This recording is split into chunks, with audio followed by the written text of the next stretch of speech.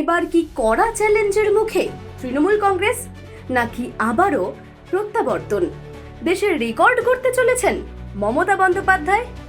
BJP কি পারবে প্রথমবারের মতো পশ্চিমবঙ্গে ক্ষমতায় আসতে? লড়াইটা এবারও সরাসরি মোদি বনাম মমতাই, একেবারে ইঞ্চিতে ইঞ্চিতে লড়াই। আর এ লড়াইয়ের ইঞ্চি ইঞ্চি সংবাদ, বিশ্লেষণ ও পূর্বাভাস জানিয়ে দেবে হেডলাইন্স কলকাতা এবং হেডলাইন্স ত্রিপুরা ন্যাশনাল। যৌথভাবে একেবারে গ্রাউন্ড জিরো থেকে সব খবর সবার আগে পৌঁছে দেব আমরাই। একেবারে নতুন ধাঁচে, নতুন আঙ্গিকে থাকছি আমরা। বিজেপিকে দেখেছি একদম যাকে বলে স্কোয়ার ড্রাইভ বা যেটা বলে বিজেপি, সেই ড্রাইভটা এবার দিয়েছে। এই ভোটারগুলো কারা, কাদের সমর্থক ছিল, এটা একটা মূল পয়েন্ট। বিজেপি এই জায়গাতে আমি বলবো যে এটা বিজেপি কৌশলগত কারণে কারেক্ট।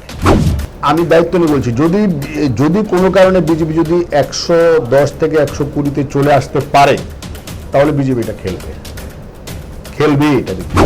আবার এটাও ঠিক যে মমতা ব্যানার্জির বিরুদ্ধে কিন্তু কোনো ধরনের কোনো কালির দাগ নেই।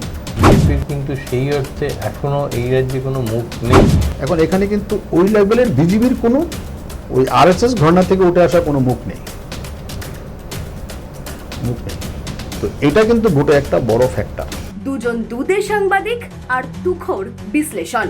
চোখ রাখুন বঙ্গে ভোট রঙ্গতে।